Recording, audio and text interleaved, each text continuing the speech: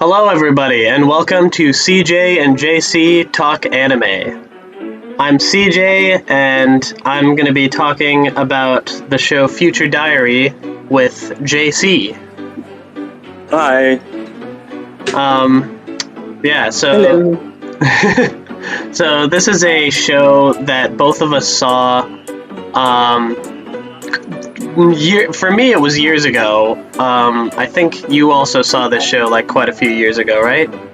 Yeah. Yeah. Like, yeah. Go ahead. Sorry. No, that's fine. My opinion of this show is at the time. Basically, that it sucks. Yeah, basically. At the time, I thought it was like, I don't know. I watched it for a few episodes. I think I kept up with it for... I can't remember exactly how many episodes I kept up with when I watched it previously. I think somewhere between 5 and 10 episodes. I think it was around like 6 or 7. Then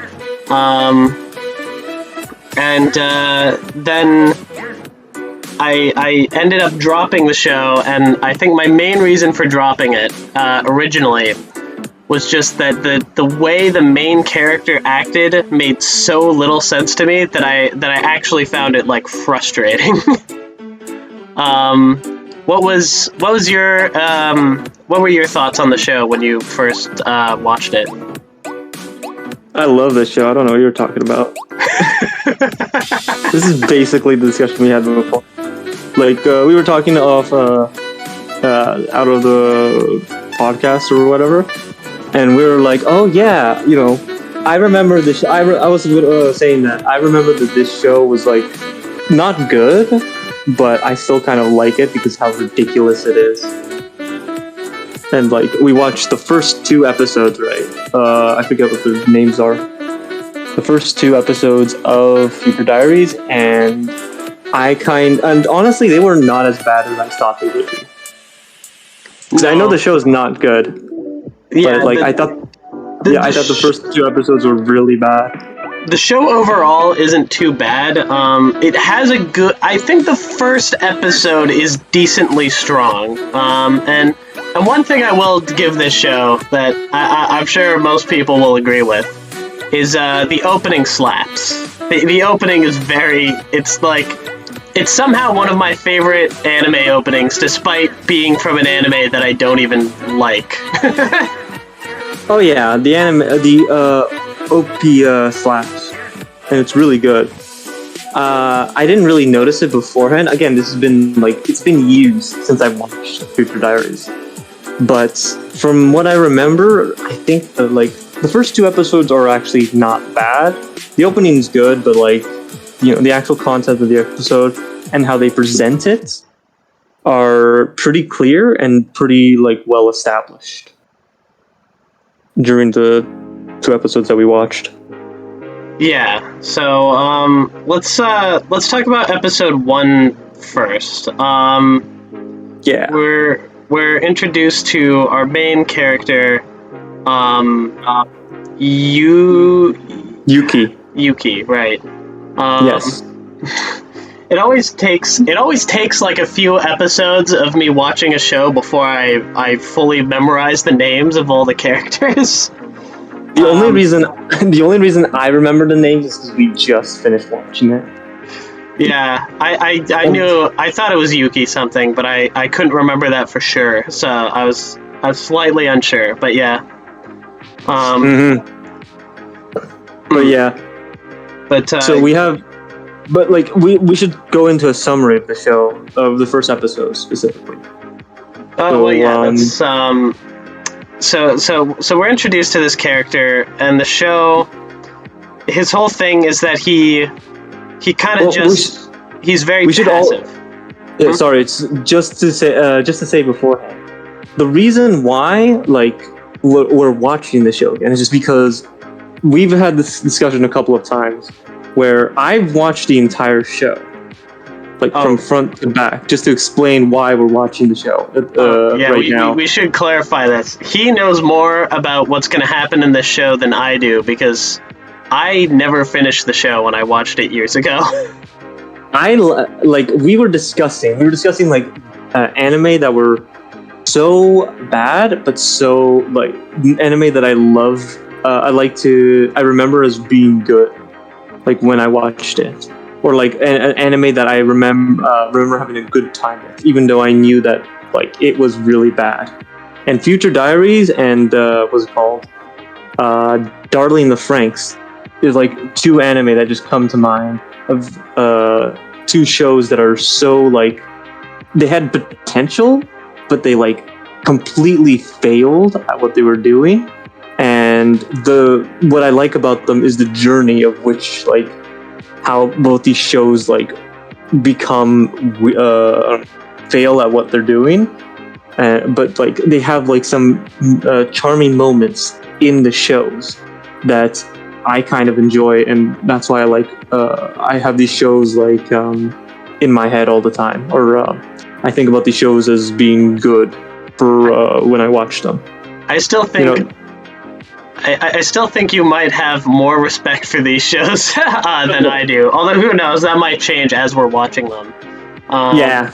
But I think of Future Diary and Darling in the Franxx both as like shows that I guess that I love to hate. Like like there's shows that I so badly like when I started watching them for whatever reason. I had like high expectations of these shows when I started watching them, and then proceeded to witness these shows completely stomp those expectations into the ground by just being so terrible.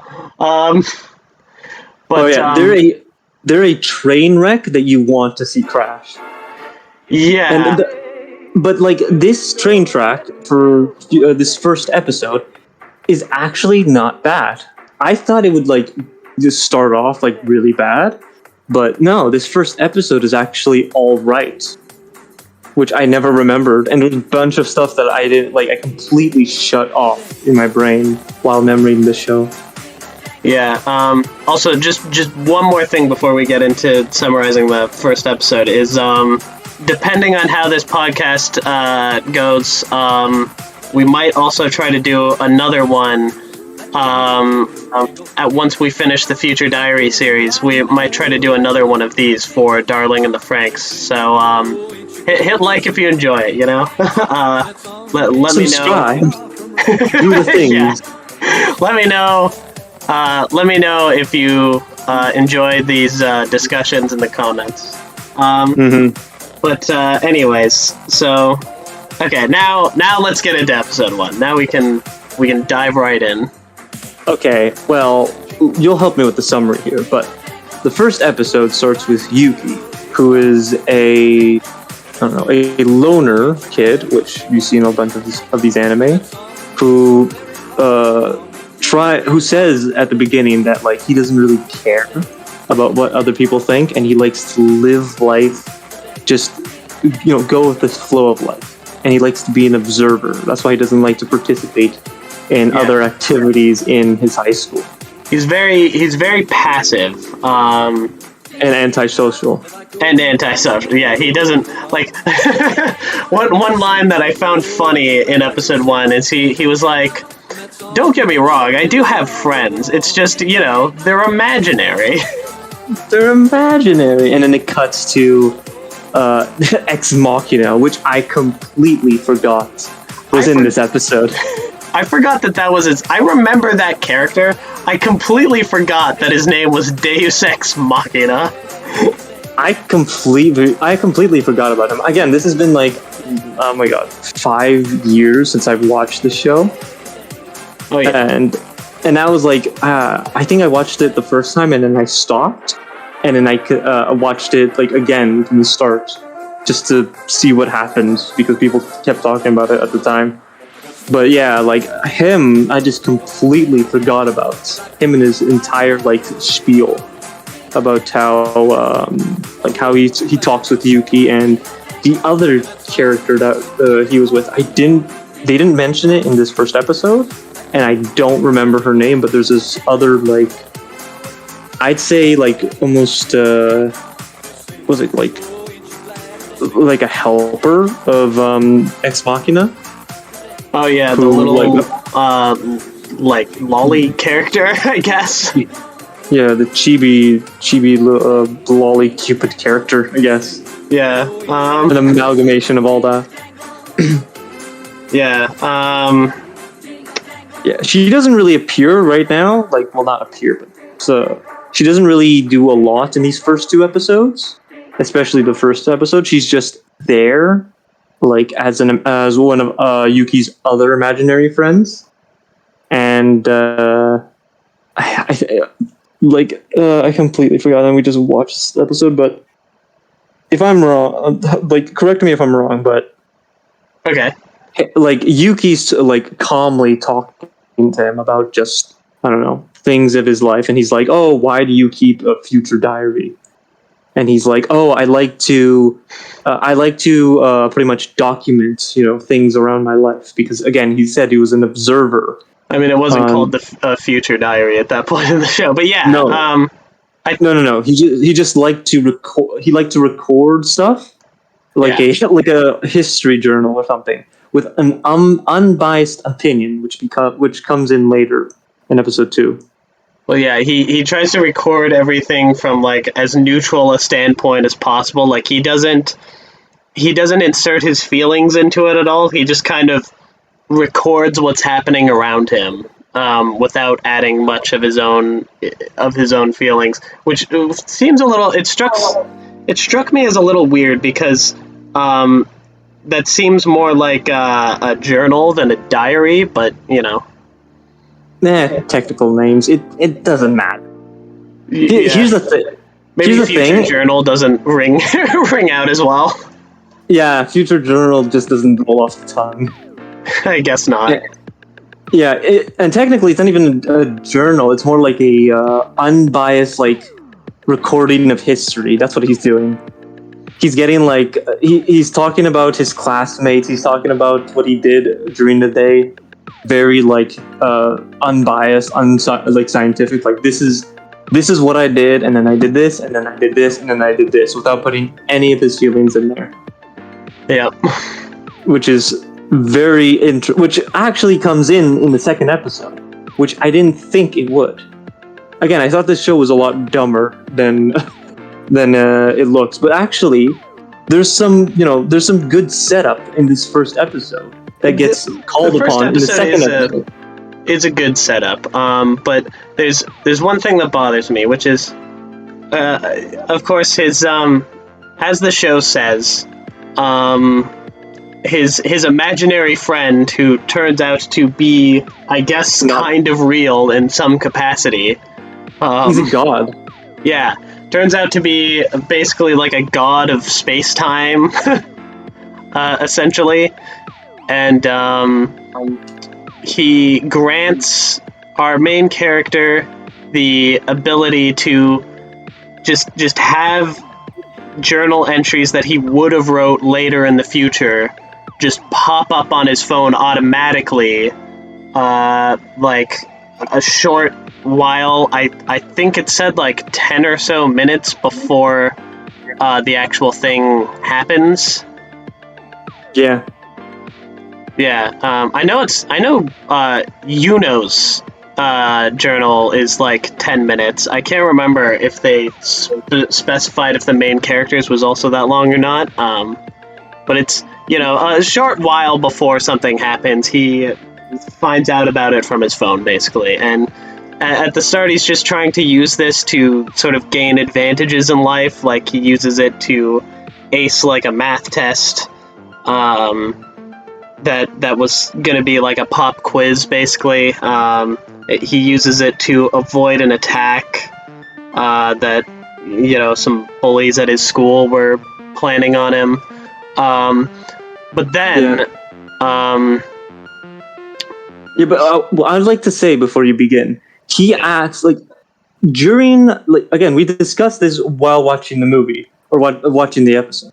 But you can see that he goes with the flow, essentially. But then he starts to act a bit jerky. Like, he becomes very full of himself.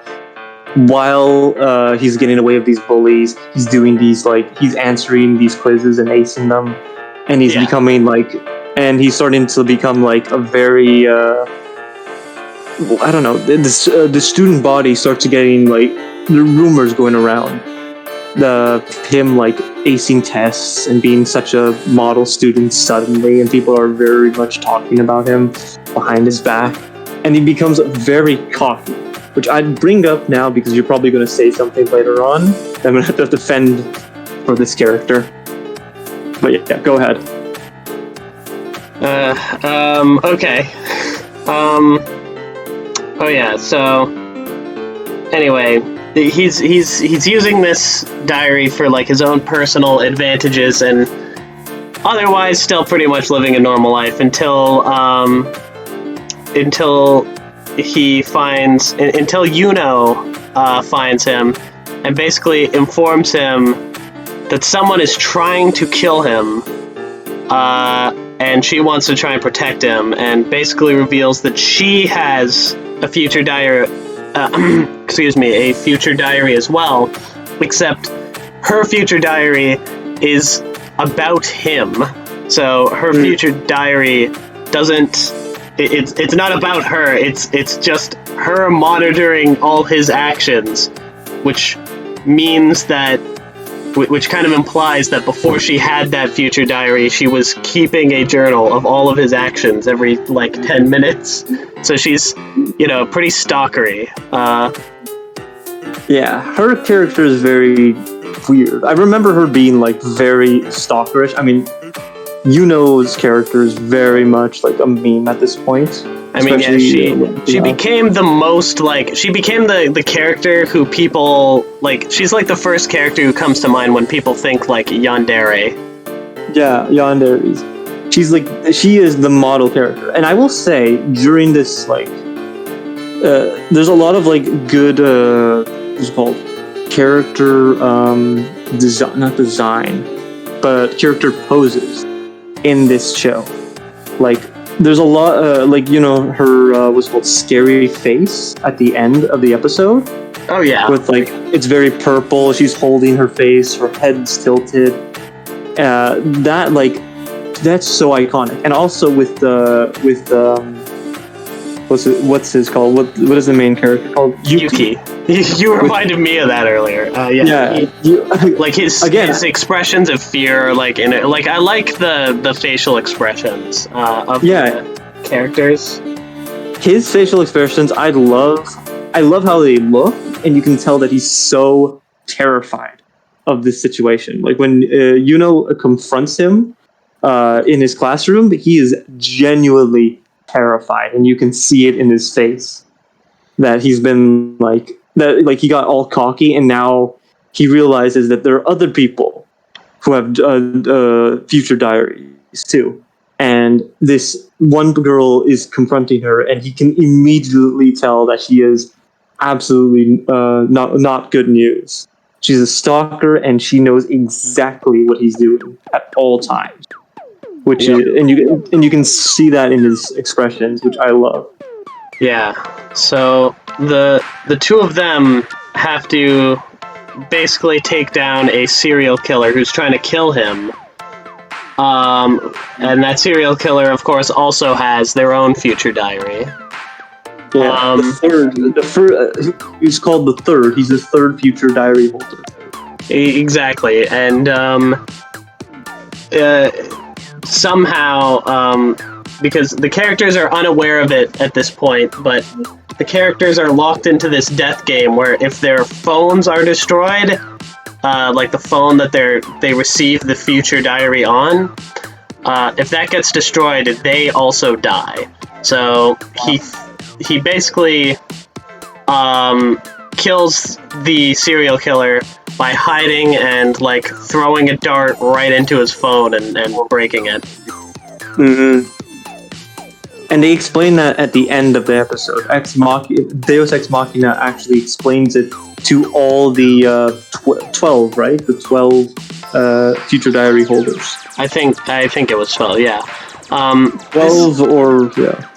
The thing that's strange, the thing Okay, this is where I gotta put some criticism on here, though. Okay. Something that struck me as weird is I didn't understand why, like, he's just explaining this, like, Deus Ex Machina character. He's just explaining. Yeah.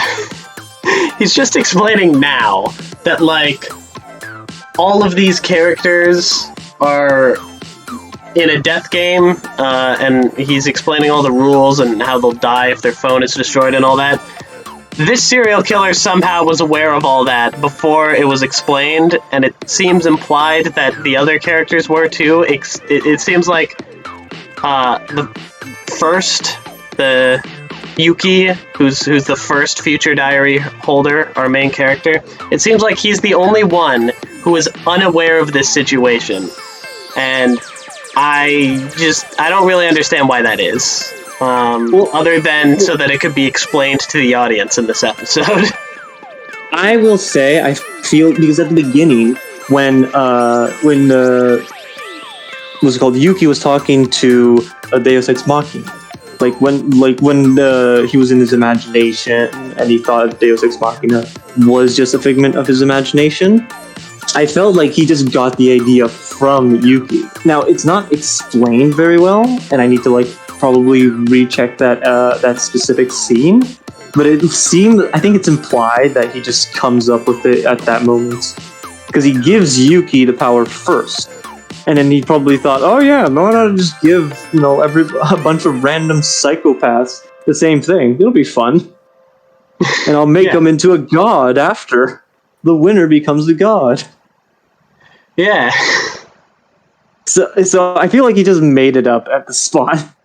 He's like, oh yeah, I gave Yuki the future diary. Maybe I should just give, about 12 other people some future diary, and they can fight over becoming my successor.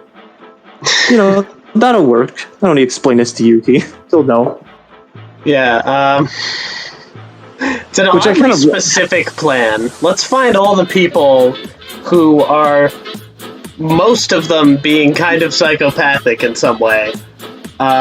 Who all happen to keep diaries of some sort or another, and I'll give them future diaries based on the kinds of diaries that they usually keep. Yeah. But I mean, it's like I don't know if you've seen this, but it's like what's called JoJo Stand. Have you ever seen JoJo or anything about JoJo?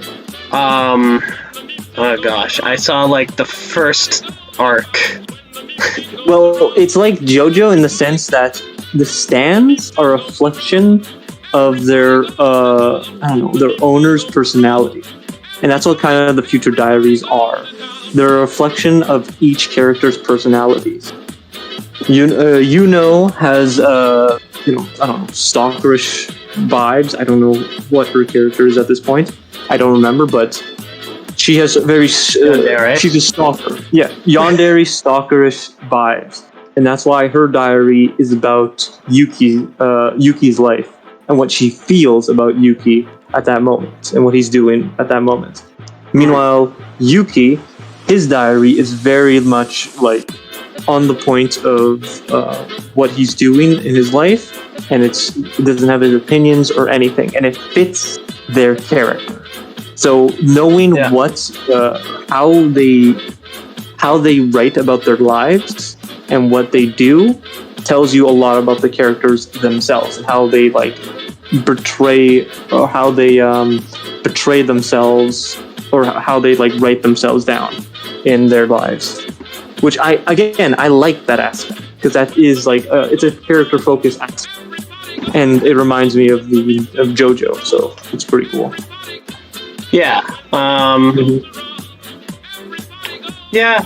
No, it's a cool Again, I do like the premise of this show. I think this show has a cool premise. The way they set it up is a bit weird, but it's it's fine.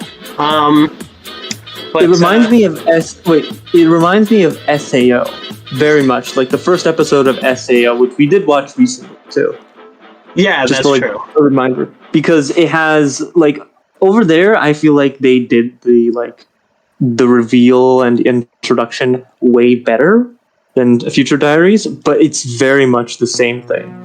Where you have the main character, he's in the world, or in this case, Yuki's just going by his like everyday life, and then something happens, and he finds out that he's part of a bigger plot, a bigger game by this god or this overseer, this game programmer that's like actually begins and decides the game or the premise of the show.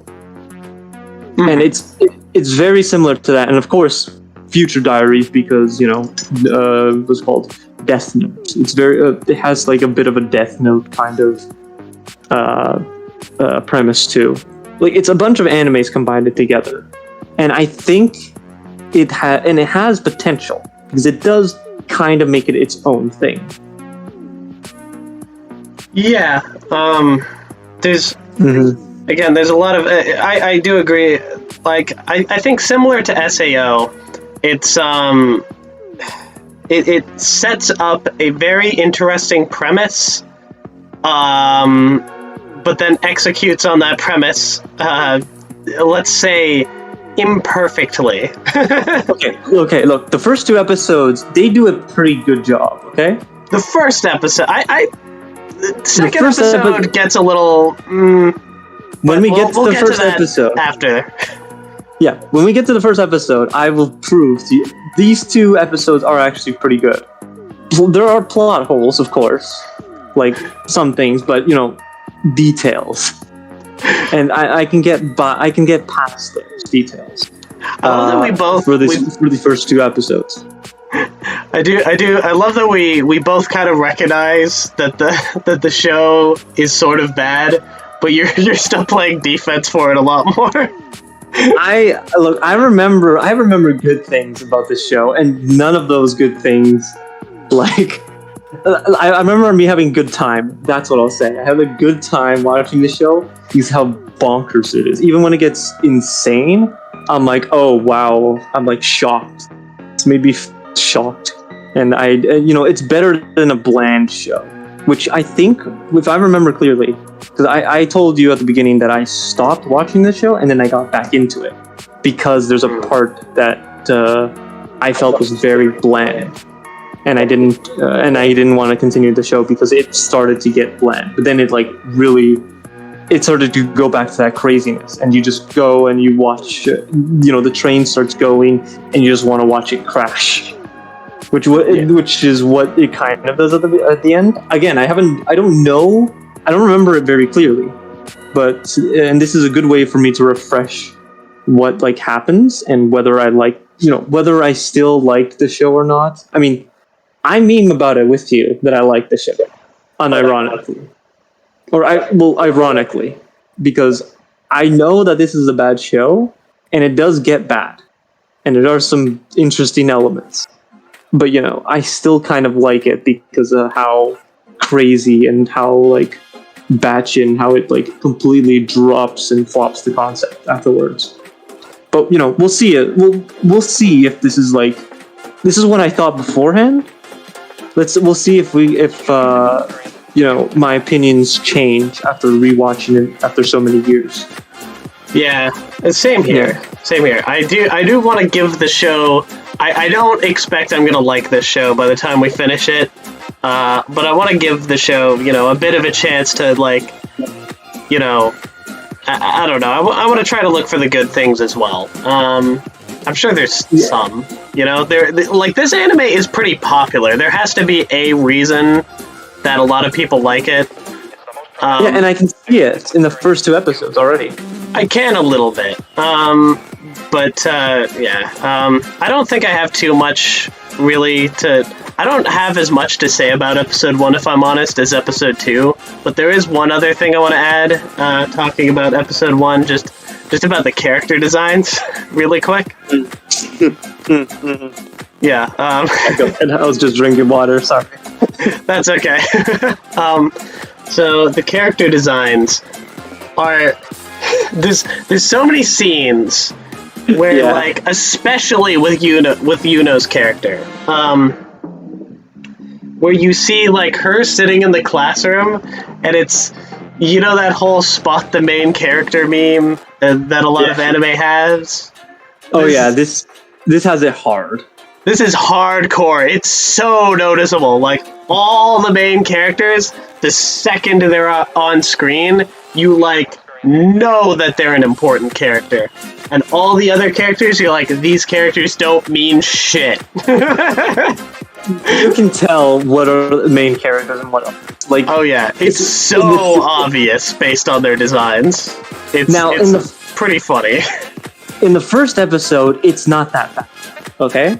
Because it doesn't really come into play, really. You know who Yuki is? Not really, though. Like, in episode 2, when we get to it, I'll point out there's an exact scene where it actually matters, and it's kind of dumb if you're looking at the show. Again, we haven't even... the animation is alright, but I will admit that the editing starts getting, it starts getting a bit goofy, and I don't know if it's like the production was like really rushed or something, but like you can tell that there are a lot of holes in this animation and some of the cuts and editing. But we'll get that in episode 2, because episode 2 is really where it starts. Here, there are some there are some weird edits, but it's nothing really noticeable. You can just feel that there's something off. Okay. Yeah. Yeah. So, do you want to get into episode 2? Or chapter 2? Nah, let's just end the podcast. No, I'm kidding. Yeah. All right. Do you want to get into it, or do you want to do episode 2 next episode? No. We can do a couple in one thing. I just want to do include as many episodes as we've watched so far whenever we record these. Okay. So, all right. Then let's get into episode 2.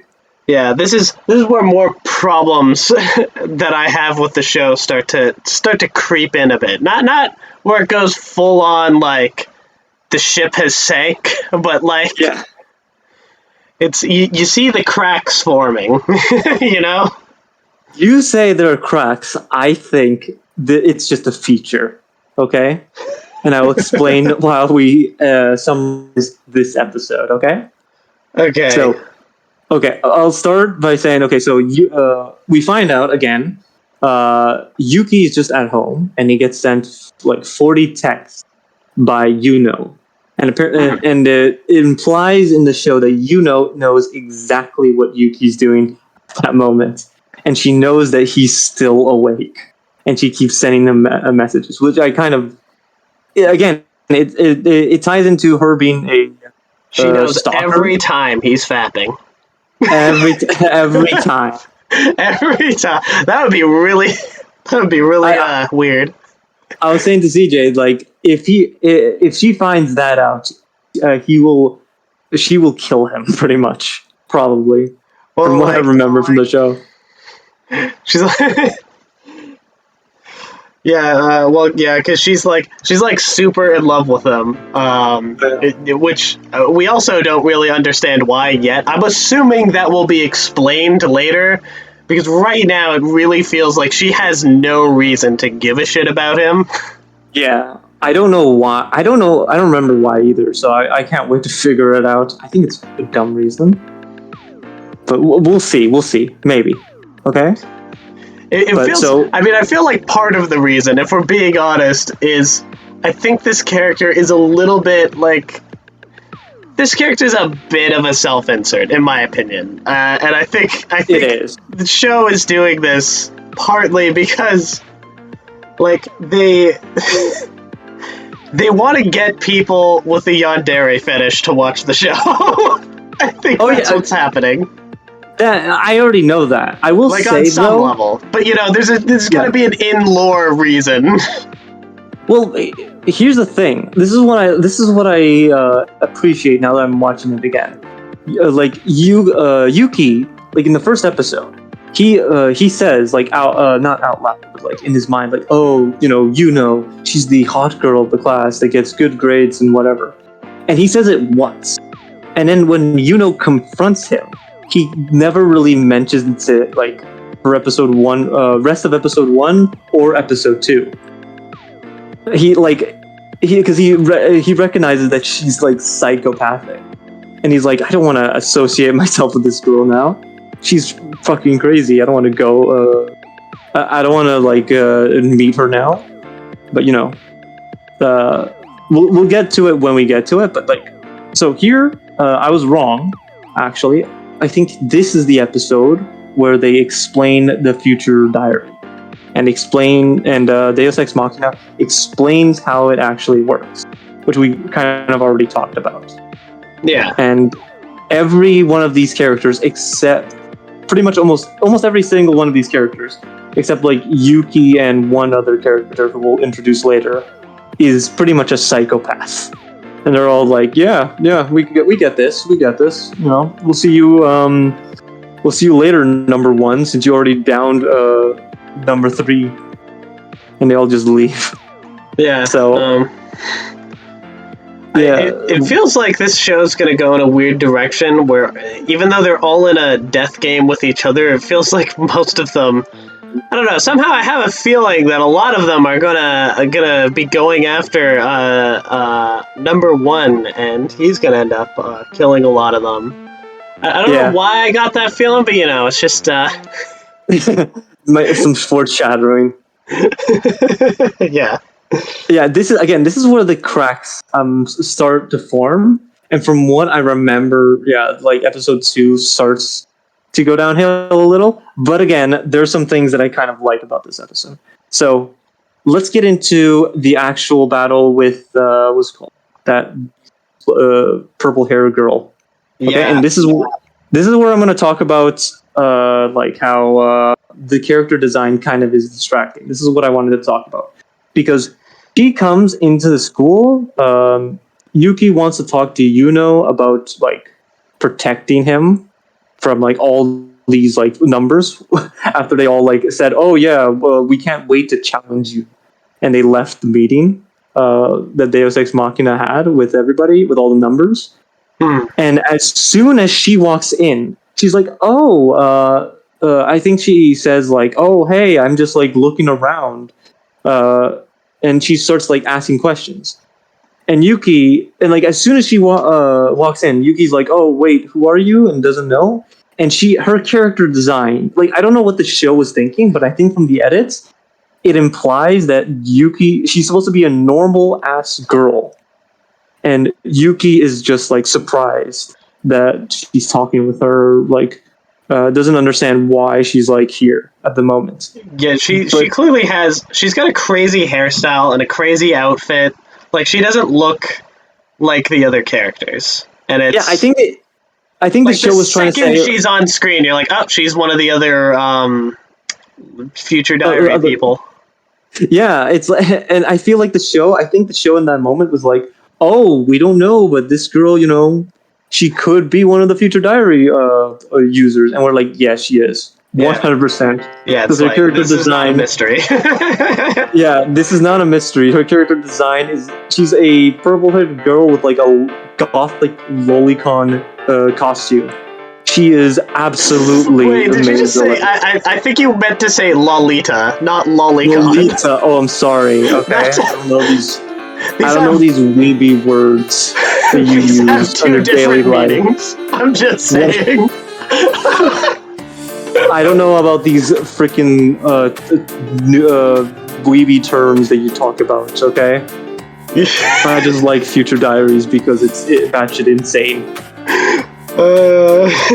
Yeah. But anyways, she comes into the classroom and she comes and pretty much wants to kill Yuki. And Yuno finds this out and runs to his rescue.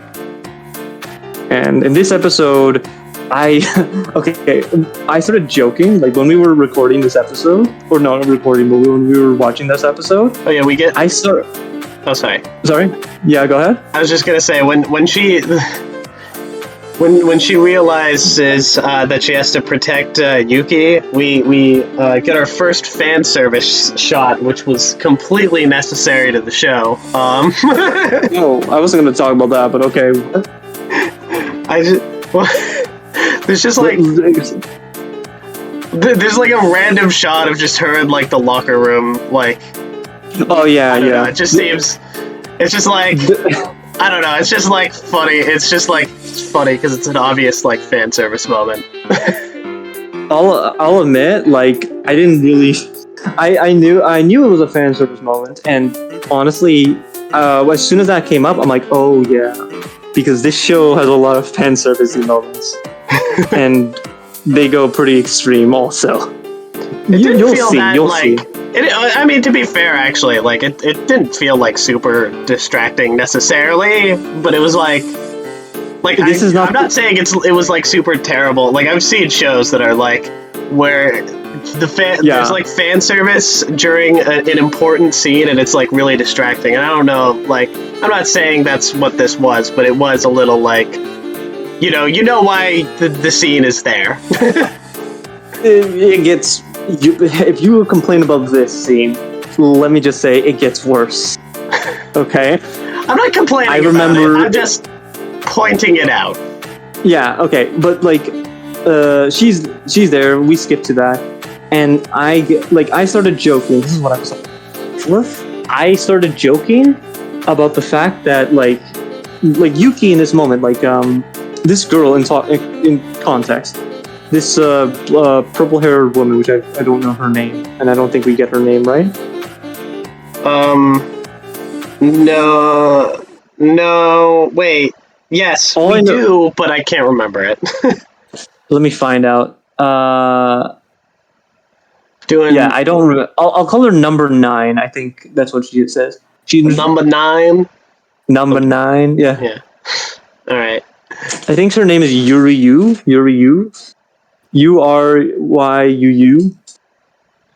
All right. Yeah.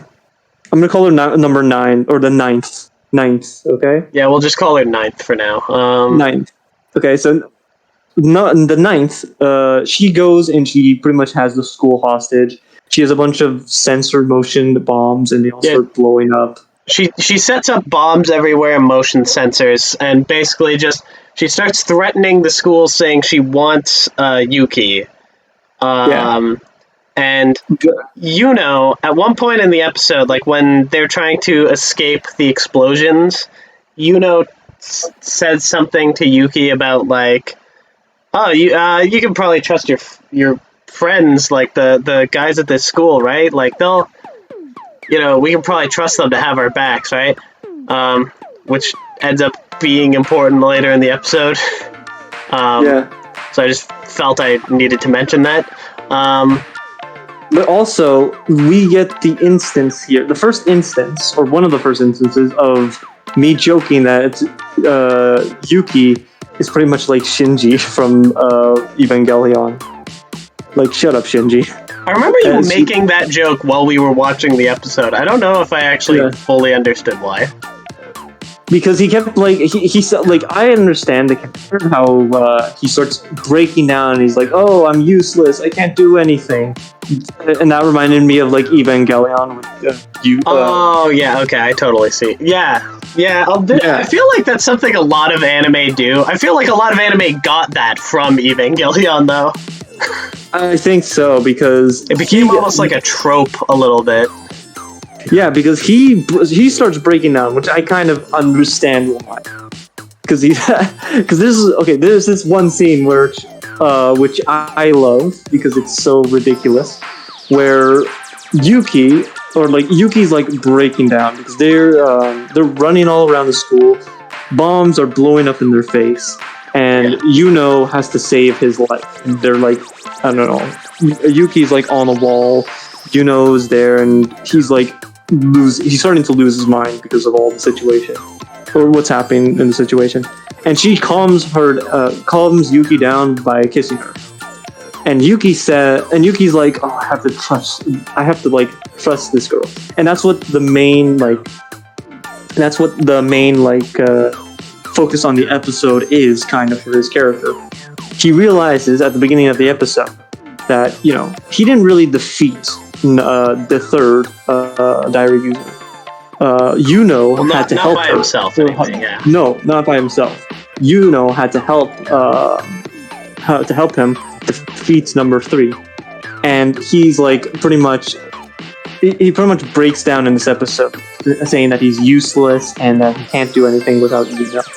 And this kind of enforces the fact that he's kind of useless without Yuno. And he says this line that I think you'll remember, how like he encourages Yuno and her, stalkerish love behavior or whatever by kissing her. And he says in his mind, like, that he's not using her. He's, what's it called? He's like, I'm not using her, I'm utilizing her. I'm utilizing her. Which is an amazing funniest fucking line in the entire episode. Like, what does that even mean? I'm utilizing her. I'm not using her, I'm utilizing her. So he's, basically he realizes that he needs her. He needs her, like, even if she's kind of a psycho, he kind of needs her.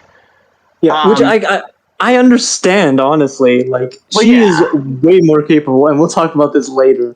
How, capable and, of course, psychotic she is.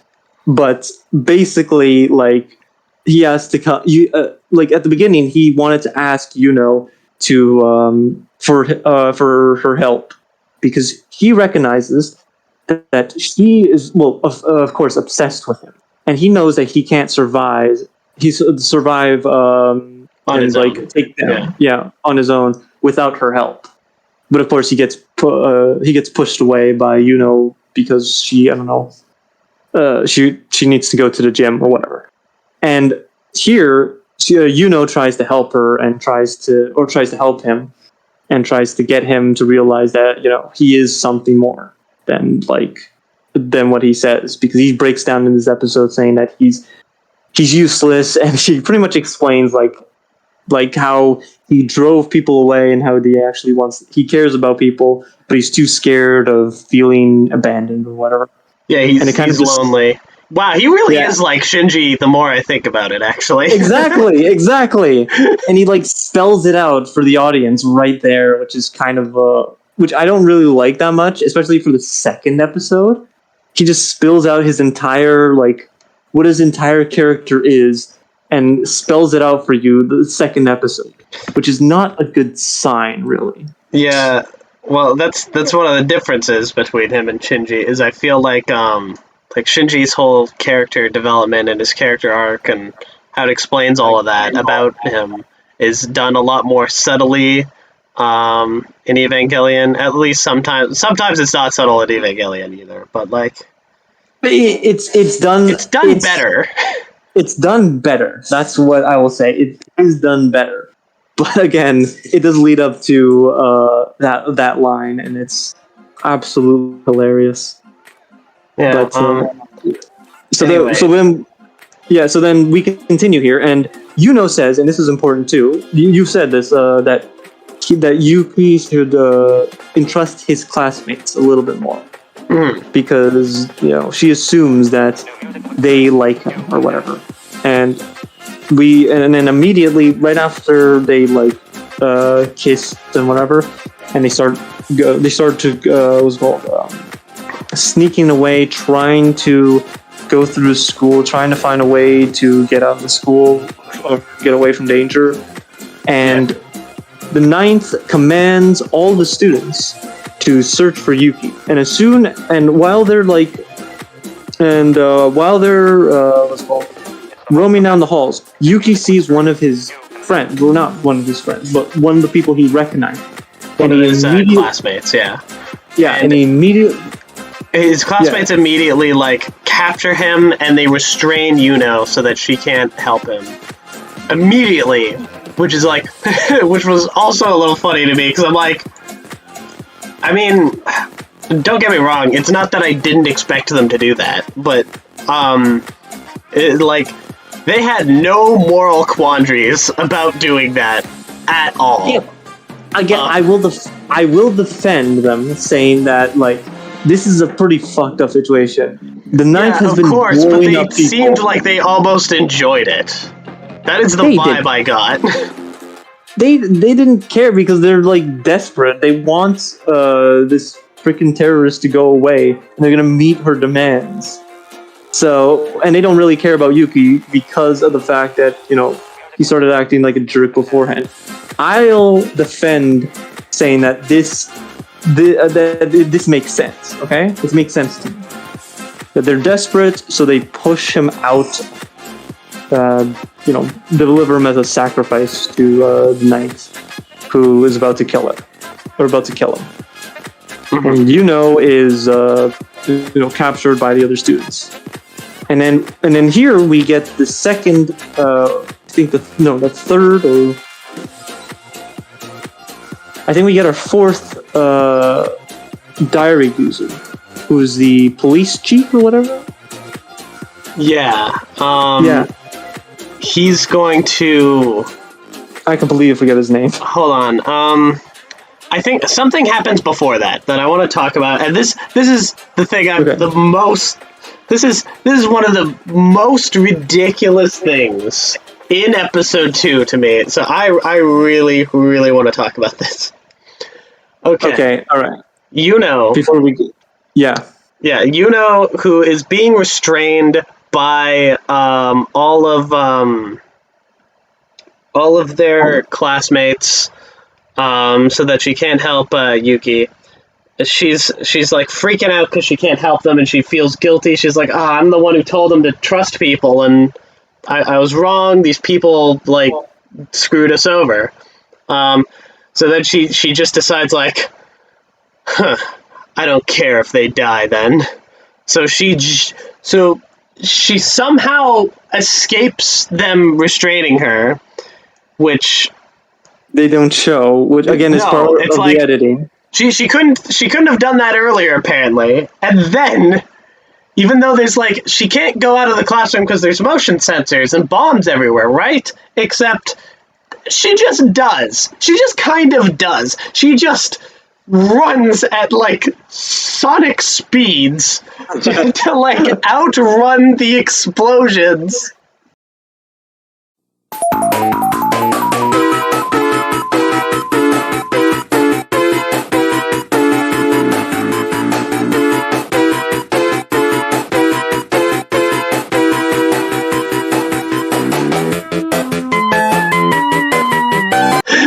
From the motion censored bomb. Hold on, let me finish. Oh, okay. God. She outruns these explosions, and none of the other kids can outrun them. She just... I don't know. It's like, what the fuck use are these bombs if she can just outrun them? It makes it feel like previously in the episode, the only reason she was not doing anything is just she just decided that the plot wasn't calling for her to do something yet, and now all of a sudden it's like, I gotta go save him now, so let's run. And then I gotta go fast, and then she just runs. There's this hilarious shot of her just running down the hallway with explosions behind her, which sounds like it would look cool, but it doesn't. It looks ridiculous. It looks so stupid. Look, the animation again in episode 2, the animation really starts to show its cracks. And in that scene was shot so weirdly. It looked like it was sped up to hit a mark. It felt like it was sped up, and it was so ridiculous when we saw it, we just laughed. Because it was so bad. I paused the episode, bursting out laughing, and I had to rewind it just to figure out what the hell I just saw. Again, this is where the cracks start to show. The animation's all right for the most part, but the editing in this episode is so weird. And I'm about to talk about another scene where it's very apparent. We meet the we'll say, I'll call him the police chief, okay? Because that's what I think he is. And he we get to see that he's one of the diary users too. And he goes and he confronts when Yuki gets brought up to number 9, he pops out of nowhere and he shoots number 9 in the head. Well, not in the head, in her ponytail. just to stop her. He comes up and he, before number 9 can like kill Yuki, he comes and he tries to negotiate with number 9. But he finds out that it's kind of futile. And he says sorry to Yuki because he's gonna kill Yuki. Wait, hold on. There's something I need to say here too.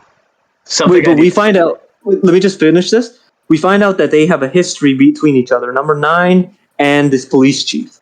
And the police chief realizes, tells Yuki like, "Oh, I'm so sorry for bringing you into this because she's after me actually."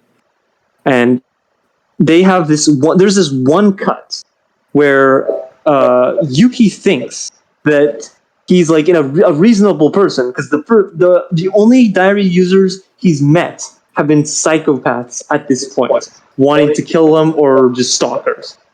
And there's this one shot where they do an over-the-top anime star thing or whatever, and it comes out of nowhere. That's what I wanted to say. There's this shot where like Yuki's looking up to this detective diary user guy, who, by the way, I kind of like him as a character. Sorry, this is a slight tangent, but I'll get back on track. But I like that he I don't know, he seems comparably because it's weird to me that Yuki is one of the people who was chosen to be in this death game, even though he doesn't really seem that remarkable of a person, I guess, in comparison to some of the other people.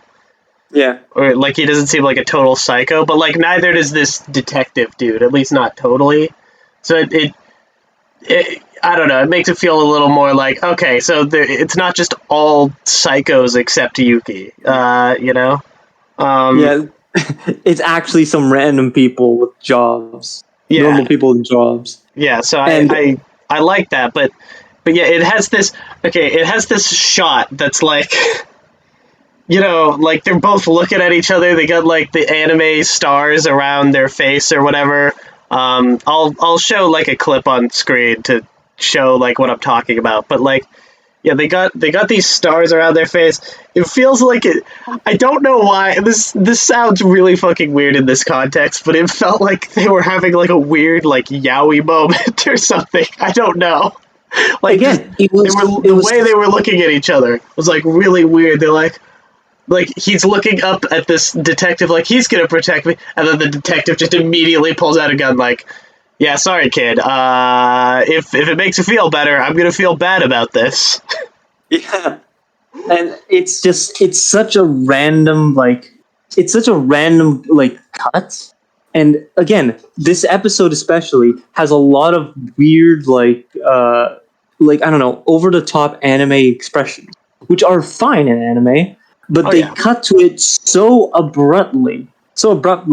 And you can see it in this episode especially, how the editing is just done so poorly, and I don't it just cuts to it and then cuts out of it.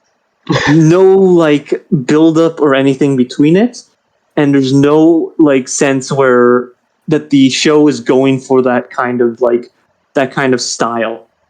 It just appears in that single moment, and again, it's it's sped up. It happens and then it's gone, and then they go back to the main plot, whereas this police chief is about to shoot Yuki in the head, and then all of a sudden, again, makes a distraction, zips down the hall just to create a distraction, kills a bunch of her classmates because she's a psychopath, and then and she's distracted enough to run up and I forget what she does. She just I don't remember how she gets past the minefield. There's a minefield, by the way. I think there's a minefield. Yeah, I'm sorry. There's so much shit that happens so fast in this episode. Forgive us if we miss some details. You probably already know. If you're not, check out the episode yourself, and you'll see what we're talking about. Yeah, I think in future episodes, I feel we should. Sorry, small note, but we might focus a little less on summaries in some future episodes, just because I feel like we're doing this under the assumption if you're watching this, you've probably already seen these episodes. Yeah, I'm trying to just summarize it to put what we're talking about into context a little bit for people who don't or have not seen Future Diaries, because Future Diaries is already like, I don't know, like 10-year-old show or something. It is an old show at this point. It's an older show, and I don't think a lot of people have seen it. So because the hype has like kind of, I feel like the hype for the show has kind of died down. And again, it's not really one of the classics that people need to watch. It's just a show that I like it because of how batshit insane it is, and you hate with a passion, and we just both like memeing about it. Oh yeah. But yeah, it was a show, like, that was a show before I was an anime fan. Like, I didn't watch anime very much when that show came out. I think I was maybe just barely starting to get into anime at the time, but yeah. Anyway. I was watching anything I wanted, and this came on. I found this anime because it was being talked about a lot at the time, and I wanted to like look it up and see what it was. Go ahead. I think I literally watched the show, literally because I saw the OP on YouTube and I really liked it, and also I knew that one of the characters was like, you know, the iconic Yandere character. So I was just like, I don't know. I just thought maybe the show would be interesting because of that, I guess, somehow. Yeah. But like the plot of the episode, I forget, like she somehow gets to the ninth, and like she just starts Yuki, like fighting with her basically. And she knocks the detonator for the bombs out of her hand. Oh yeah. Mm-hmm. And they just start fighting each other. And then she tells Yuki like they stop fighting at some point. I don't know when that happened, but she tells Yuki how to avoid the mines in the minefield. And I'm kind of just I'm wondering why the ninth isn't like fighting her to like shut her up. Like she does start doing that eventually, but she like she kind of just stands there and lets help Yuki for like a minute. I think the police chief was like doing something at the meantime. I think I don't remember this very well, but even though we just saw it, but I think the police chief does something which distracts the ninth, and as soon as he's done talking to Yuki, which he talks to Yuki pretty much saying like, oh, you gotta kind of man up and try to take some responsibility and go save your girlfriend or whatever. Oh yeah, and as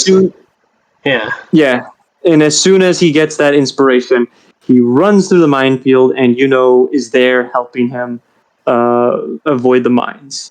Yeah, and so nowhere to like step across. Is a classic.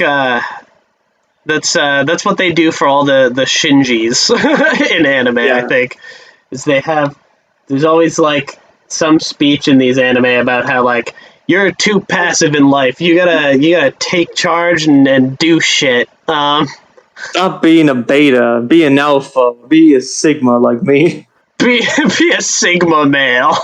Be a sigma male. I am the sigma male. You gotta be the sigma male now and help your girl.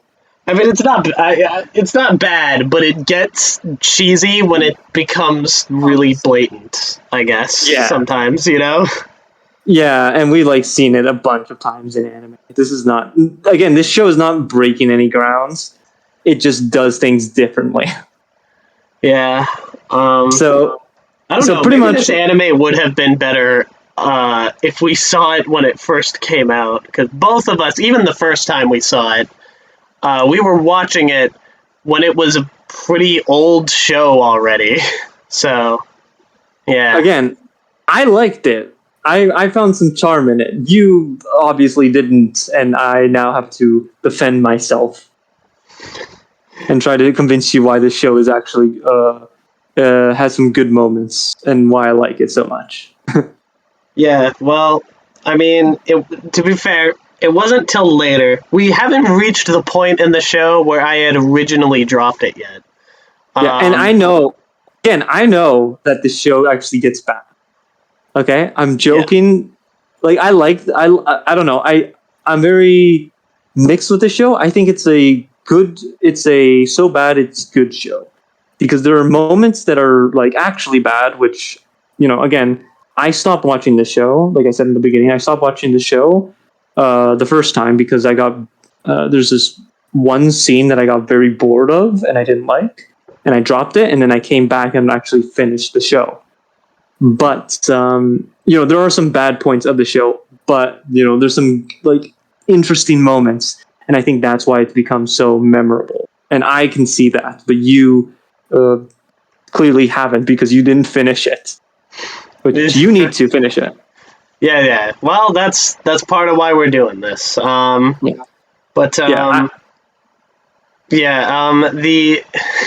I think the reason that I dropped this show was not even out of boredom, which is the reason I drop most anime that I drop.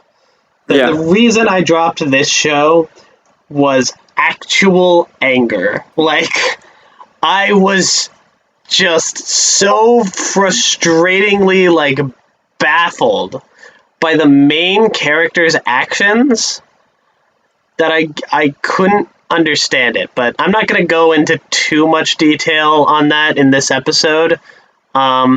All I will say, there's two things I'll say about the main character that I so far at least, which is there's a couple problems I had with the main character when I first watched it. That upon rewatching, I'm like, maybe this isn't as much of a problem. Oh no, I'm getting notifications. That's going to pick up on the mic. Don't worry about that. I'm getting notifications too. Don't worry. I'm just gonna mute that for a while. Anyways. Shoot, what was I gonna... Oh, yeah, the main character. Sorry about that, everyone. The main character, one of my issues with him was that it felt like the show was trying to present him as, like, just this very ordinary average Joe, and yet he seems a little nuts in the show, like in the way that he acts and uses Yuki, or uses Yuno. Sorry, utilizes. He doesn't use her, he utilizes her. My bad. Yeah. But like, I don't know, I had a lot of issues with that when I first watched the show, but I feel like upon rewatching it, I feel I might have like misinterpreted his character a little bit. Like he is kind of a bit of a nutty character himself. Like he's the most ordinary compared to a lot of the other people with the Future Diary, but he's weird enough to basically not have any friends and have this imaginary god who, I mean, I guess technically is imaginary, but also isn't imaginary. It's a little confusing right now. But he has this imaginary god that he talks to instead, and this weird lolly chibi character girl who's there.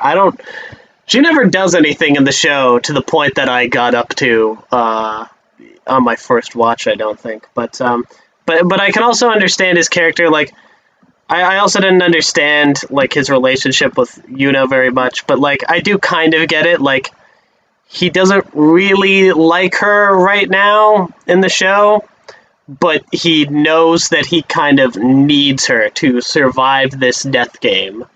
So he's utilizing her. Yeah. So I get his character a little more, but his character's still not like... I don't know. His character is still comparably bland to a lot of other like similar characters I've seen, you know? Yeah. I think that's it. I think that's all we're gonna talk about with episode 2 because there's nothing really much. Just not to like over summarize it for the people who've watched it, and for the people who haven't watched it, I guess go watch it yourself to form your own opinions and see if you agree with any of our thoughts and what tell us what you think in the comments of the show of the first 2 episodes. Yeah, I would love to know what other people think, and especially leave a comment if you actually liked the show, because I didn't, and I want to understand. Although, please do avoid spoilers, because I haven't. Again, I never finished the show. Yeah, no spoilers. No spoilers. Yeah, no spoilers. JC has finished the show, but he hasn't told me what happens at the end. So I'm gonna find out as we continue to watch the show. But do let me know what you think, and if you can, why, without spoiling. That might be hard to do, but I would be like really interested to get the perspective of people who did enjoy the show. But try to keep it. I guess I don't know.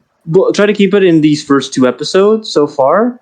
Just what you think about them, and then when we get to the actual episodes and are like, hopefully, if we can continue the series to the final episode, we'll actually make a conclusion of what we think about the show, whether our opinions have changed or not, and what new things that we found out while watching the show again after years of not watching it or not seeing anything about it. Yeah. Hopefully it should be interesting, and maybe we might also try to do this with Darling and the Franxx at some point, which I'm really looking forward to. Yeah. So, anyways. Yeah. Those are the first 2 episodes. If you like it, please comment. If you like this episode, please tell us, what you think about it. This is completely like, I don't know, this is our first time doing it. Tell us how we can improve this podcast. And I guess, thank you for listening. Yeah. Yeah, thank you guys for listening. We will see you in the next episode of CJ and JC Talk Anime. But yeah, that's all for now, guys. I hope you enjoyed, and goodbye.